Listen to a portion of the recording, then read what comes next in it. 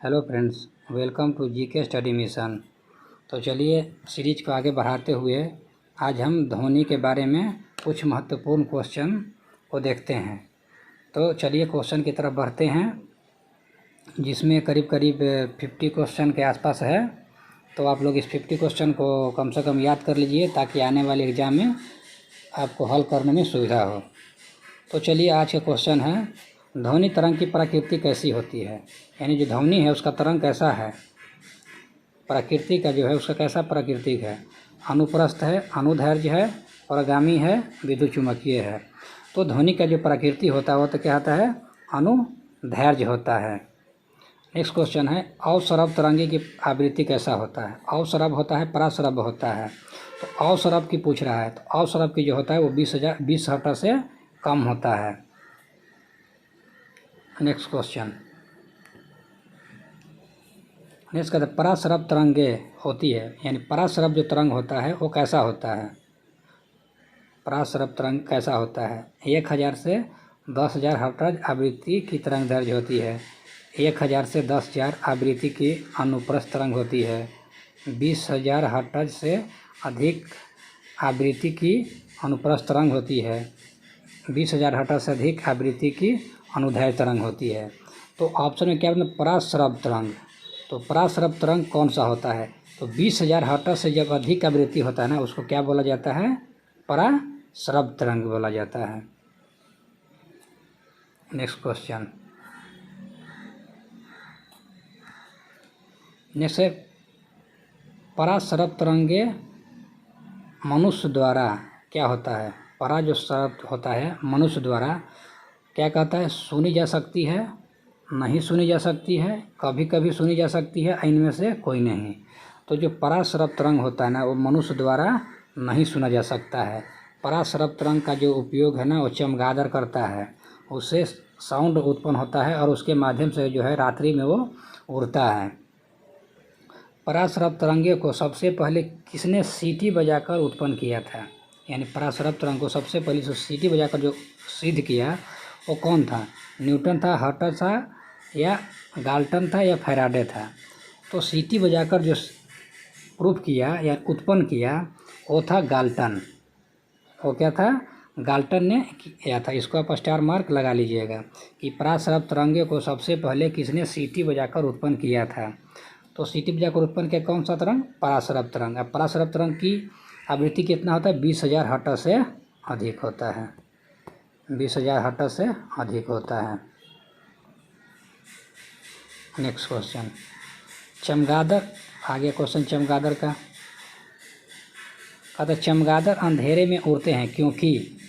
चमगादड़ कौन सा तरंग उत्पन्न करता है, तो चमगादड़ अभी बताया कि चमगादड़ जो है ना रात्रि में उत्पन्न करता है कौन सा, परासरब तरंग।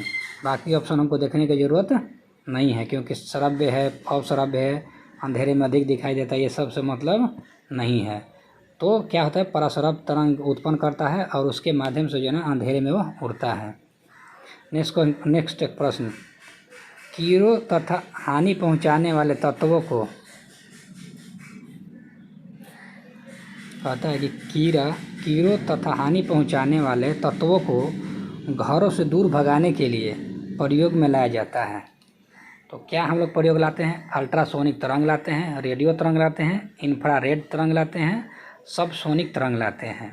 तो कहता है कीड़ा मकोड़ा जो होता है ना, कीड़ा और हानि पहुंचाने वाला जो तत्व होता है को घर से दूर भगाने के लिए तो हम लोग किसका उपयोग करते हैं, तो अल्ट्रासोनिक तरंग का उपयोग करते हैं। किसका, अल्ट्रासोनिक तरंग का। अब इसको स्टार मार्क लगा लीजिए। नेक्स्ट क्वेश्चन, नेक्स्ट प्रश्न कहता है कि ध्वनि तरंगे नहीं चल सकता है। जो ध्वनि तरंग है किस में नहीं चलेगा, जल में नहीं चलेगा, लोहा में नहीं चलेगा, वायु में नहीं चलेगा, निर्वात में नहीं चलेगा। तो अब जानते हैं कि ध्वनि की जो चाल है वो किस में नहीं चलता है, तो निर्वात में जो है ना, निर्वात में वह नहीं चल सकता है। कहाँ नहीं चलेगा, निर्वात में। निर्वात में अगर बोलिएगा तो वहाँ आवाज़ सुनाई नहीं देता है। नेक्स्ट प्रश्न, विमानों के आंतरिक भागों की सफाई में किसका उपयोग किया जाता है। और जो विमान होता है उसमें जो आंतरिक भाग होता है उसको सफाई किया जाता है। तो सफाई के लिए कौन सा तरंग का उपयोग करते हैं? तो पराश्रव तरंग, ऑप्शन नंबर ए में पराश्रव तरंग, ऑक्जेलिक अम्ल, अवस्रव तरंग या कार्बन डाइऑक्साइड का, किसका उपयोग हम लोग करते हैं? तो इसमें जो उपयोग करते हैं वो पराश्रव तरंग का उपयोग किया जाता है। पराश्रव तरंग का उपयोग किया जाता है किसमें? तो विमानों के आंतरिक भागों की सफाई के लिए। विमान में जो आंतरिक भाग होता है ना उसको सफाई करने के लिए। ये क्वेश्चन जो है ना टेक्निकली एग्जाम में आता है। ऐसे जो टेक्निकल का एग्ज़ाम होता है ना DRDO ये सब का, उसमें ये क्वेश्चन आता है इस टाइप का। नेक्स्ट क्वेश्चन,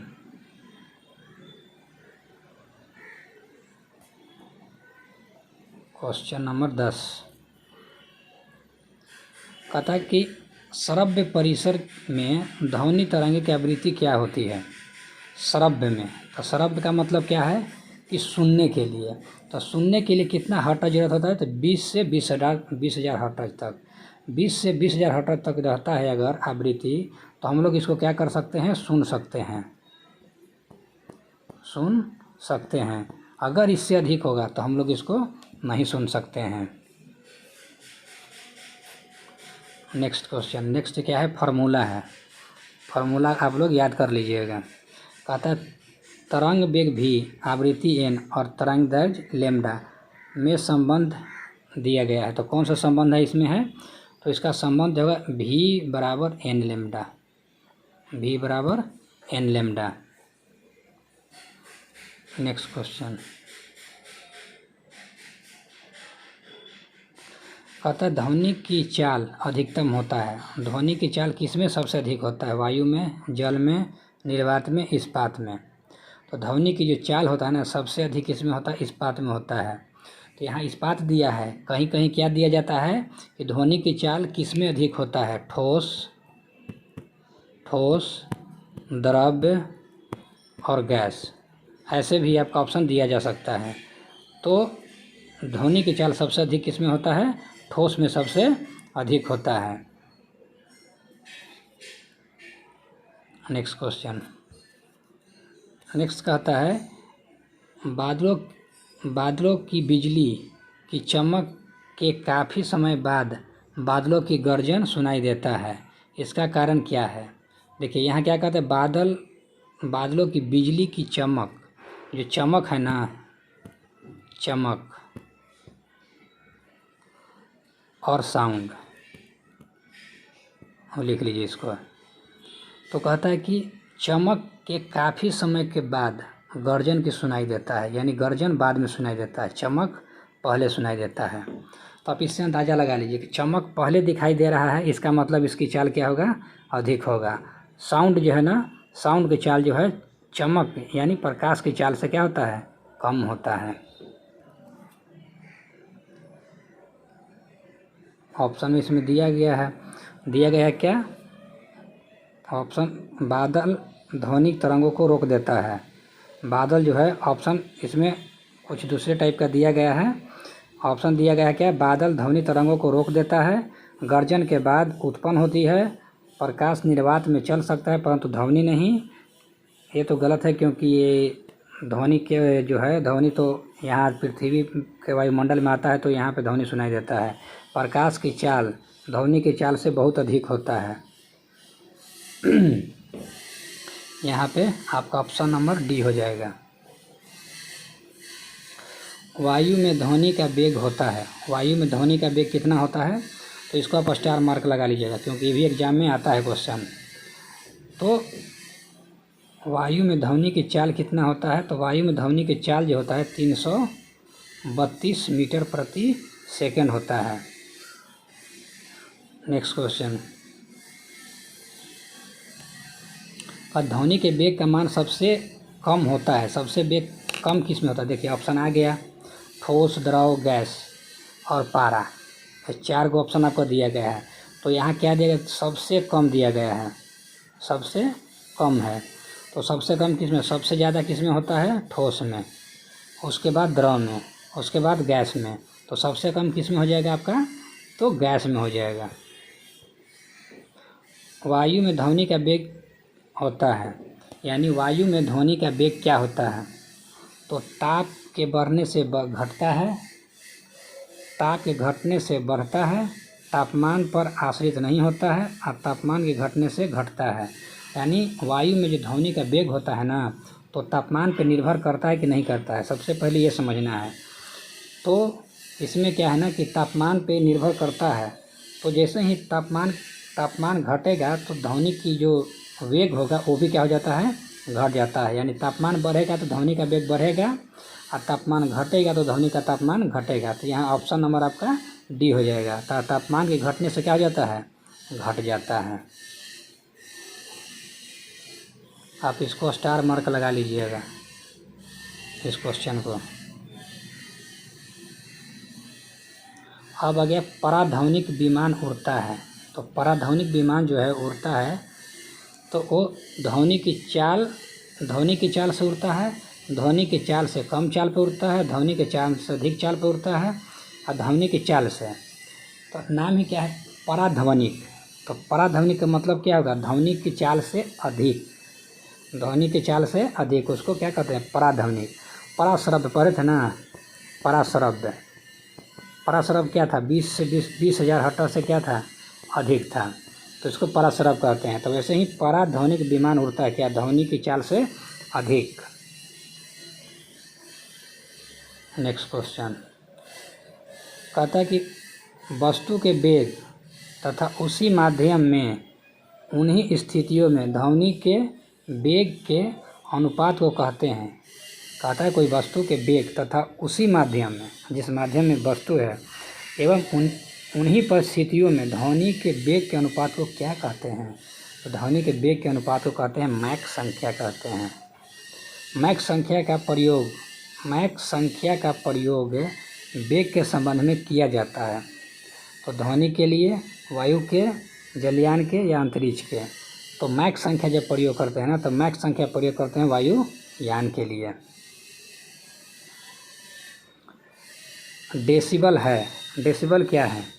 तो डेसिबल वाद्य यंत्र है, वाद्य से स्वर है या ध्वनि स्तर के मापन की इकाई है और शोल की तरंग दैर्घ्य है। तो डेसिबल जो है, डेसिबल ध्वनि स्तर के मापन की एक इकाई है। कहते हैं ध्वनि को डेसिबल में मापा जाता है, डेसिबल में मापा जाता है, मापा जाता है। नेक्स्ट क्वेश्चन कहते हैं साधारण बातचीत के ध्वनि की तीव्रता होती है। अगर साधारण हम लोग बातचीत करते हैं एक दूसरे से, तो उस समय जो डेसिबल होता है, कितना डेसिबल ध्वनि उत्पन्न होता है, तो उस समय जब अगर बात करते हैं तो उस समय 30 से 40 डेसिबल उत्पन्न होता है। इसको भी आप स्टार मार्क लगा लीजिए। जो क्वेश्चन हम स्टार मार्क बोल रहे हैं उसको आप रट लीजिएगा, क्योंकि नहीं रटिएगा तो आने वाले एग्ज़ाम के लिए आपको थोड़ा सा मुश्किल हो जाएगा। क्योंकि जो क्वेश्चन हम बता रहे हैं उसमें से आपको हम इस जो साइंस से बता रहे हैं वो आपको 100% है कि आएगा ही आएगा। तो आप लोग इसको रट लीजिए और इसका PDF जो है हम टेलीग्राम में दे रहे हैं, जिसको आप लोग डाउनलोड कर लीजिए, डाउनलोड करके और उसको रिवीजन कीजिए। अगर कोई डाउट होता है तो आप कमेंट बॉक्स में कमेंट कीजिए और दोस्तों को भी जोड़िए इस सेशन से, ताकि उन्हें भी कुछ फ़ायदा हो।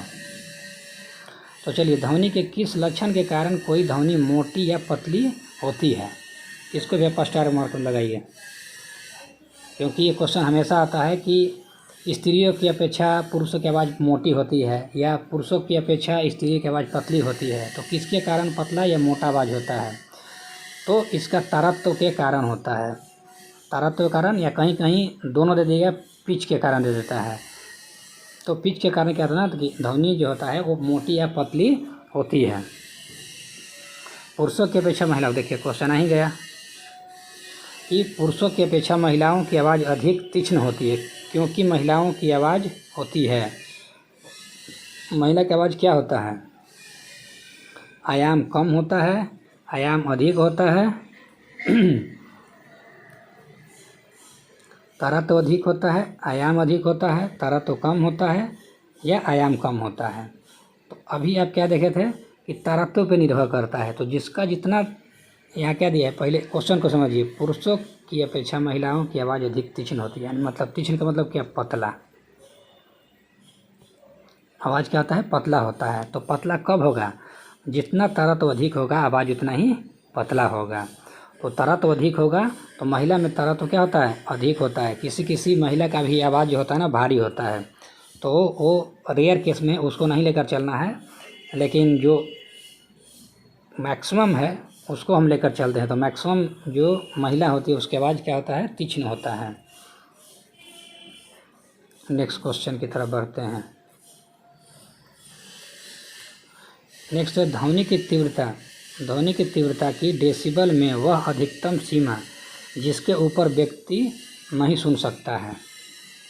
माने डेसिबल माप है, डीबी का मतलब है डेसिबल, डेसिबल। तो कहता है कि इससे कौन सा डेसिबल है जिससे ऊपर जो है आवाज़ अगर लगाया जाता है तो मनुष्य नहीं सुनेगा। तो इसमें जो आपका हो जाता है आपका 95 डेसिबल। 95 डेसिबल से अगर ऊपर होता है तो मनुष्य उसको नहीं सुन सकता है। ये देता ना, उससे ऊपर व्यक्ति नहीं सुन सकता है। तो किससे ऊपर, 95 डेसिबल से जैसे ही ऊपर होता है तो मनुष्य उसको नहीं सुनेगा। नेक्स्ट क्वेश्चन कहता है कि नज़दीक आती एक रेलगाड़ी की सीटी की आवाज़ बढ़ती जाती है, जबकि दूर जाने वाली रेलगाड़ी के लिए यह घटती जाती है। यह घटना उदाहरण है किसका है। तो अभी थोड़ी देर पहले आप पढ़े थे इसके बारे में, सीटी बजाकर क्या किया गया था, चेक किया गया था।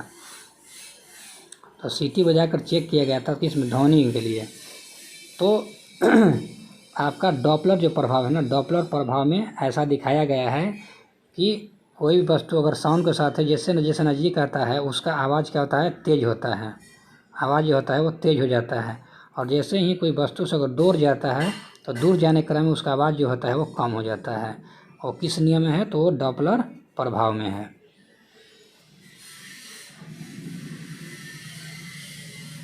Next question. अब चंद्रमा के धरातल पर दो व्यक्ति एक दूसरे की बात नहीं सुन सकते हैं, क्योंकि सिंपल सी बात है, क्योंकि चंद्रमा पर क्या है ना कि वायुमंडल नहीं है। चंद्रमा पर वायुमंडल नहीं है। तो जब वायुमंडल नहीं है, तो जब वायुमंडल नहीं तो वहाँ पे आवाज़ हम एक दूसरे को नहीं सुन सकते हैं। क्यों नहीं सुन सकते, कि ध्वनि में जो है ना, ध्वनि की जो चाल होता है निर्वात में नहीं सुनाई देता है। तो चंद्रमा पे जो वहाँ पे क्या बोलते हैं कि वहाँ पे ध्वनि नहीं है, वायुमंडल नहीं है, तो इस वजह से वहाँ पे नहीं सुनाई देता। लेकिन ऑप्शन क्या दिया उसको पढ़ते हैं। कहता है चंद्रमा पर उसके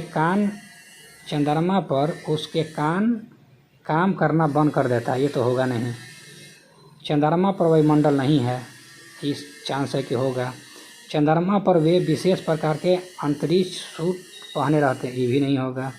चंद्रमा पर ध्वनि बहुत ही मंद गति से चलता है, तो ये भी नहीं होगा। इसका मतलब क्या है, चंद्रमा पर वायुमंडल नहीं है।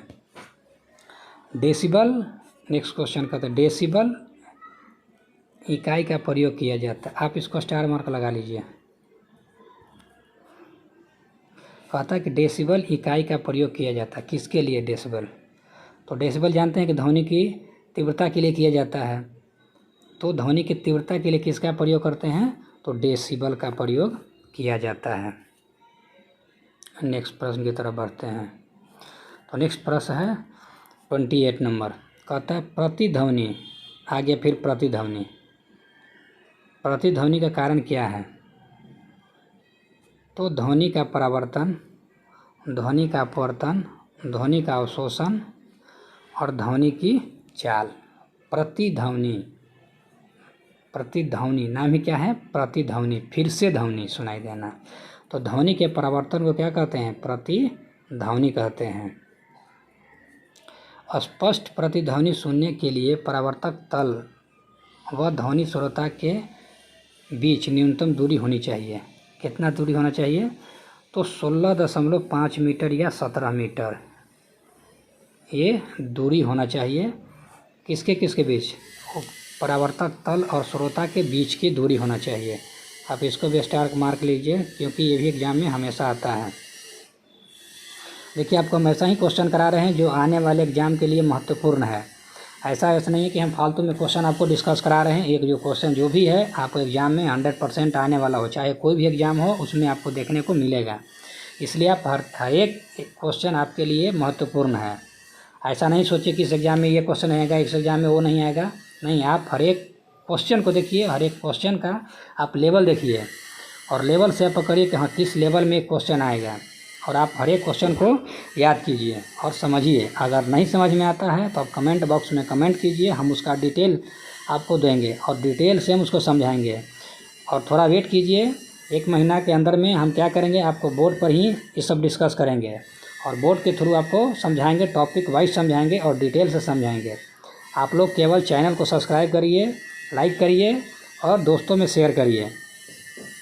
चलिए, क्वेश्चन नंबर 30 कहता है रडार की कार्य प्रणाली निम्न सिद्धांत पर आधारित होता है। जो रडार होता है तो किस सिद्धांत पर कार्य करता है? तो रडार का जो होता है ना, वो किस पे करता है? रेडियो तरंगों के परावर्तन पे। रेडियो तरंगों के परावर्तन जो होता है ना, इस सिद्धांत पर कार्य करता है। जैसे अगर रडार में अगर परावर्तन का नहीं सिद्धांत रहेगा, रेडियो तरंग का अगर नहीं रहेगा, तो इसको हमको पकड़ने में जो है, जैसे रडार होता है ना, उसको संकेत कैसे मिलेगा? तो रेडियो जो तरंग आता है ना, उस तरंग से उसको पता चल जाता है कि यहाँ जो है कुछ प्रॉब्लम होने वाला है। जैसे रडार पे जो काम होता है ना, कहीं से देखिएगा कि रडार लगाया जाता है तो दुश्मन का हेलीकॉप्टर आ जाता है, तो रडार में कैसे सूचित हो जाता है, वहाँ सूचना कैसे पहुँचता है? तो यही रेडियो जो तरंग होता है ना, उसके माध्यम से पहुँच जाता है। वहाँ एक संकेत आता है और वो संकेत से जो है अलर्ट हो जाता है आदमी। चलिए नेक्स्ट क्वेश्चन की तरफ बढ़ते हैं। कहता है कि किसी प्रतिध्वनि को सुनने के लिए मूल आवाज़ और प्रतिध्वनि के बीच का समय अंतराल होना चाहिए। कितना होना चाहिए? कहता है किसी प्रतिध्वनि को सुनने के लिए मूल आवाज़ और प्रतिध्वनि के बीच, यानी जो अभी बोले हैं और प्रतिध्वनि जो आता है, वो दोनों के बीच में कितना का अंतर होना चाहिए? तो 1/10 का अंतर होना चाहिए। आपको ये क्वेश्चन ऐसे भी दिया गया है, आप इसको स्टार मार्क लगा लीजिए। और नहीं तो कभी क्वेश्चन इसका क्या पूछता है कि अगर ध्वनि के कान पर जो उसका प्रभाव है कितने सेकंड तक रहता है, किसी ध्वनि का जो है कान पर कितने देर तक उसका प्रभाव रहता है, तो 1/10 सेकंड तक रहता है। तो आपका क्वेश्चन किसी भी तरह से घुमाकर पूछ सकता है। चलिए नेक्स्ट क्वेश्चन की तरफ चलते हैं। कहता है कि ध्वनि का प्रभाव मानव कान में कितने समय तक रहता है? देखिए क्वेश्चन आ गया, तो इसका जो है आपका 1/10 सेकंड तक रहता है। दोनों का आंसर सेम है, लेकिन जो लैंग्वेज है क्वेश्चन का वो क्या कर दिया है, चेंज कर दिया है। तो आप लैंग्वेज चेंज करने से केवल आप क्वेश्चन को समझिए, वो किसी भी तरह से पूछे आप उसको अटेम्प्ट कर लीजिएगा। या तो कान के प्रभाव तक बोलेगा या परावर्तन हो कराने में पूछेगा, सभी का क्या हो जाएगा, 1/10 सेकंड होगा। नेक्स्ट क्वेश्चन, ध्वनि तरंगे किसके कारण प्रतिध्वनि उत्पन्न करता है? किसके कारण? तो अपवर्तन से तो होगा नहीं, विवर्तन से होगा नहीं, तो किससे? प्रतिध्वनि का मतलब क्या है, टकराकर आना। तो टकराकर किससे आएगा? तो प्रतिध्वनि, परावर्तन के कारण जो होता है ना, प्रतिध्वनि सुनाई देता है। नेक्स्ट प्रश्न है, एक व्यक्ति को अपनी प्रतिध्वनि सुनने के लिए परावर्तक तल से कितनी दूर पर खड़ा होना चाहिए? कितना दूर पर खड़ा होना चाहिए प्रतिध्वनि सुनने के लिए? परावर्तक जो सतह होता है ना, तो अब यहाँ पे क्या कर दिया है, फीट में चेंज कर दिया है। तो आपको फीट में भी याद होगा करना पड़ेगा और मीटर में भी। आप इसको स्टार मार्क लगा लीजिए, क्योंकि स्टार मार्क यहाँ फीट में पूछेगा।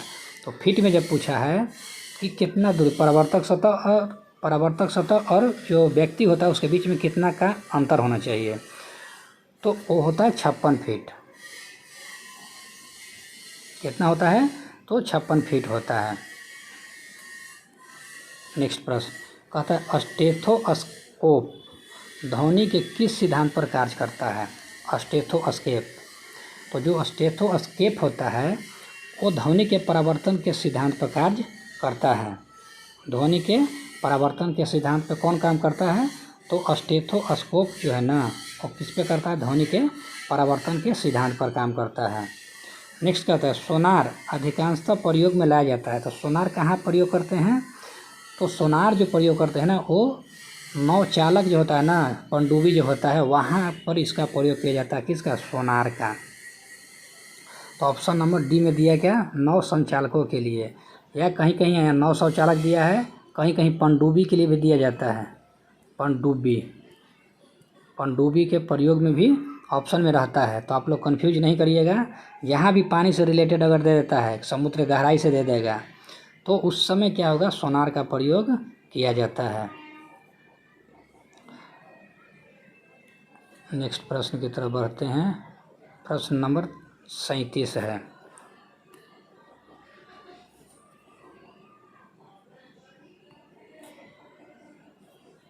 कहता है कि अनुकरण काल तथा हॉल के आयतन के बीच का संबंध का प्रतिपादन किया था। अनुरणन काल और हॉल के आयतन के बीच का संबंध का प्रतिपादन किसने किया था? तो इसका जो प्रतिपादन किया था, सेबिक ने किया था। इसमें क्या होता है ना कि जो एक बड़ा सा हॉल होता है, देखिएगा कहीं पे जब बड़ा जो हॉल होता है जहाँ पे भीड़ ज़्यादा होता है, तो हॉल जो ऊपर बनता है ना, तो ऊपर देखिएगा इस टाइप का बनाया जाता है। ऐसा नहीं कि पूरा प्लेन रहेगा। पूरा प्लेन रहेगा ना, तो प्लेन रहने के बाद अगर कोई एक हल्का सा भी आवाज़ लगाता है तो उसकी प्रतिध्वनि बार बार सुनाई देता है। लेकिन ये जो कर्व में जब बना दिया जाता है, जब कर्व में बनेगा तो इसमें प्रतिध्वनि सुनाई कम देता है।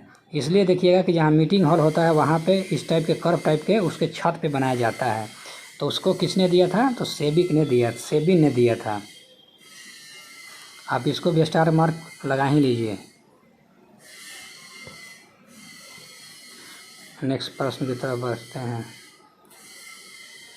नेक्स्ट है गूंजहीन हॉल का अनुरणन काल होता है तो कितना सेकंड का होता है? तो इसके लिए 0 सेकंड। ऑप्शन क्या है? 0 सेकंड। इसमें कोई समय नहीं लगता है। इसमें गूंजहीन हॉल, डेड हॉल का अनुरणन काल कितना होता है? नाम क्या है? डेड है, तो इसमें कोई भी समय नहीं लगेगा। नेक्स्ट प्रश्न क्या कहता है कि जब सेना पुल को पार करता है, इसको आप स्टार मार्क पहले लगा लीजिए, उसके बाद इसको हम। जब सेना पुल को पार करती है तो सैनिक को कदम से कदम मिलाकर न चलने का निर्देश दिया जाता है, क्योंकि दाब बढ़ने से पुल टूटने का खतरा होता है। पैरों से उत्पन्न ध्वनि के अनुनाद के कारण पुल टूटने का खतरा होता है। हाँ, तो ऑप्शन यही होगा, क्योंकि जब पैर से बार बार अगर पड़ता है तो अनुनाद उत्पन्न होगा। अनुनाद जब उत्पन्न होगा तो उस समय पुल जो है टूटने का खतरा बढ़ जाता है। दाब से नहीं होता है। क्या होता है कि अनुनाद क्रिया से जो होता है ना, अनुनादन क्रिया से जो ध्वनि उत्पन्न होगा ना, उस ध्वनि से क्या होता है कि पुल जो है ना टूट जाता है। नेक्स्ट प्रश्न। नेक्स्ट बना हमें रेडियो की घुंडी घुमाकर विभिन्न स्टेशनों के कार्यक्रम सुनते हैं। यह संभव है किसके कारण? जो रेडियो होता है ना, रेडियो में घुंडी घुमाकर विभिन्न स्टेशनों के कार्यक्रम सुनते हैं। देखिएगा कि जब अभी तो रेडियो नहीं है, उस समय घुंडी उस पर आता था, उसको घुमा घुमा कर चेक किया जाता था। तो इसका कारण क्या है? अनुनाद के कारण होता है।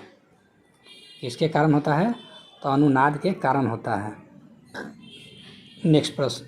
जब किसी स्थान पर 2 लाउड स्पीकर एक साथ बजते हैं तो किसी स्थान विशेष पर बैठे श्रोता को उनकी आवाज़ नहीं सुनाई देता, इसका कारण क्या है? अगर एक बार में 2 हम साउंड स्पीकर बजा रहे हैं तो कोई व्यक्ति कहीं भी बैठा हुआ है, उसको सुनाई नहीं देता है, इसका कारण क्या है? तो इसका कारण क्या है कि व्यक्तिकरण के कारण जो होता है ना, उसको सुनाई नहीं देता है। किस कारण? तो व्यक्तिकरण के कारण उसको सुनाई नहीं देता है। नेक्स्ट प्रश्न कहता है किसी ध्वनि श्रोता की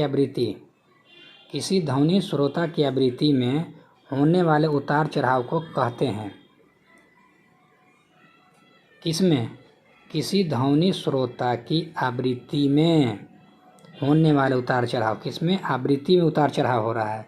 तो आवृत्ति में जब उतार चढ़ाव होता है तो उसका कारण क्या है तो डॉपलर प्रभाव है, क्योंकि डॉपलर प्रभाव में क्या होता है कि जैसे जैसे वस्तु श्रोता के नज़दीक आता है सीटी का आवाज़ होता है अधिक होते जाता है, जैसे जैसे श्रोता से दूर जाता है उस सीटी का आवाज़ कम होते जाता है। तो यही क्या है, यहाँ क्वेश्चन वही कह रहा है कि उतार चढ़ाव किसके कारण होता है, तो उतार चढ़ाव डॉपलर प्रभाव के कारण होता है। नेक्स्ट प्रश्न, कहते निम्नलिखित में से किस एक प्रकार की तरंग का प्रयोग रात्रि दृष्टि उपकरण में किया जाता है। तो रात्रि जो है ना, कहता है कि इनमें से कौन सा एक प्रकार की तरंग है का प्रयोग रात्रि दृष्टि उपकरण में किया जाता है। तो सूक्ष्म तरंग का किया जाता है, रेडियो तरंग किया जाता है, औरक तरंग का किया जाता है, या इनमें से कोई का नहीं किया जाता है। तो रात्रि के लिए किया जाता है औरक तरंग का उपयोग किया जाता है, किसमें, रात्रि दृष्टि उपकरण में, औरक तरंग का। नेक्स्ट प्रश्न, कहता निम्नलिखित में से किस एक में ध्वनि चाल सबसे अधिक होती है। ध्वनि सबसे अधिक किस में होगा, वायु में, जल में, 100 डिग्री सेल्सियस पर वायु में, या लकड़ी में, किसमें सबसे अधिक होता है। आप इसको स्टार मार्क लगा लीजिए, क्योंकि नेक्स्ट एग्ज़ाम जब भी होगा ये क्वेश्चन आने वाला है। तो इसका हो जाएगा लकड़ी में। ध्वनि की चाल सबसे अधिक किसमें होगा, तो लकड़ी में होगा, क्योंकि लकड़ी क्या है, ठोस है। पीछे हम बताए थे आपको कि ठोस में जो है ना ध्वनि की चाल सबसे अधिक होता है। यहाँ क्या दिया है, वायु में दिया, वायु में सबसे कम होता है, जल में उसके बाद होता है, अब फिर वायु दे दिया है। तो वायु दो को दे दिया, तो वायु में तो होगा नहीं, फिर जल में भी नहीं होगा, तो यहाँ लकड़ी दे दिया, तो लकड़ी हो गया ठोस। तो ठोस में क्या होता है, ध्वनि की चाल सबसे अधिक होता है। नेक्स्ट क्वेश्चन, कहता कौन सी तरंग शून्य में संचरण नहीं कर सकता है। शून्य में कौन सा संचलन नहीं कर सकता है। तो आप जानते हैं कि निर्वात में कौन सा जो तरंग है वो कौन सा तरंग जो है संचलन नहीं करता है, तो होता है ध्वनि तरंग। ध्वनि तरंग क्या करता है, संचलन नहीं होता है। जब प्रकाश तो चला जाता है, ऊष्मा भी चला जाता है, इलेक्ट्रोमैग्नेटिक भी चला जाता है, लेकिन ध्वनि जो है ना, ध्वनि निर्वात में नहीं चलता है। अगर निर्वात में ध्वनि की चाल होता तो चंद्रमा पर इसकी आवाज़ हमें सुनाई देता। 46, तो कहते हैं इको साउंडिंग का प्रयोग होता है। आप सुने होंगे इको साउंड। तो इको साउंड जो होता है ना, ध्वनि में कंपन उत्पन्न करने के लिए होता है, ध्वनि की आवृत्ति बढ़ाने के लिए होता है, या समुद्र की गहराई मापने के लिए होता है, इनमें से कोई नहीं होता है। तो सबसे पहले कि इको साउंड जो होता है ना, इको साउंडिंग का प्रयोग जो होता है समुद्र की गहराई मापने के लिए किया जाता है। समुद्र की गहराई के लिए इको साउंडिंग, नाम क्या है, इको साउंडिंग। इको साउंडिंग का प्रयोग किया जाता है समुद्र की गहराई मापने के लिए। और यहाँ पे एक और क्या होता है, जो पिछले क्वेश्चन आपको हम बताए थे, सोनार। क्या बताए थे, सोनार का प्रयोग किया जाता है किसके लिए, समुद्र गहराई, यानी गोताखोर जो उसमें गोता लगाता है ना, तो सोनार का प्रयोग करता है। तो आप इसको भी क्या करिए, स्टार मार्क लगा लीजिए। एकास्टिक विज्ञान है, किससे एकास्टिक संबंधित है, कौन सा विज्ञान से संबंधित है, एकास्टिक। तो एकास्टिक जो है ना, ये हो जाता है ध्वनि से संबंधित है। आप इसको स्टार मार्क लगा लीजिए। एकास्टिक विज्ञान संबंधित है तो ध्वनि से संबंधित है। तो आज इतना ही तक, और नेक्स्ट वीडियो में हम नेक्स्ट टॉपिक को डिस्कस करेंगे। वीडियो अगर आपको अच्छा लगता है तो आप वीडियो को लाइक करिए, सब्सक्राइब करिए, और अगर कोई आपको सलाह लगता है तो आप कमेंट बॉक्स में सलाह दे सकते हैं। कमेंट बॉक्स मेरा हमेशा ओपन रहता है। किस टॉपिक पर आपको वीडियो चाहिए, या अगर हमारी कहीं गलती होती है तो आप उसको सलाह दें कि हाँ इस तरह से थोड़ा चेंज करके हमको समझाइए। अगर हम फास्ट बोलते हैं तो उसको स्लो करेंगे, और इसमें थोड़ा सा और हम आपको क्या करेंगे, जब बोर्ड पर हम जब आएंगे तो इसमें थोड़ा और हम डिटेल बताएंगे आपको, क्योंकि मोबाइल पर हमको इसको बताने में नहीं बन रहा है, तो हम आपको डिटेल और समझाएंगे। आप लोग चिंता नहीं करिए, हम आने वाले हैं कुछ ही क्षणों में बोर्ड पर। चलिए वीडियो अच्छा लगता है तो लाइक करिए, सब्सक्राइब करिए और दोस्तों में शेयर करिए। धन्यवाद।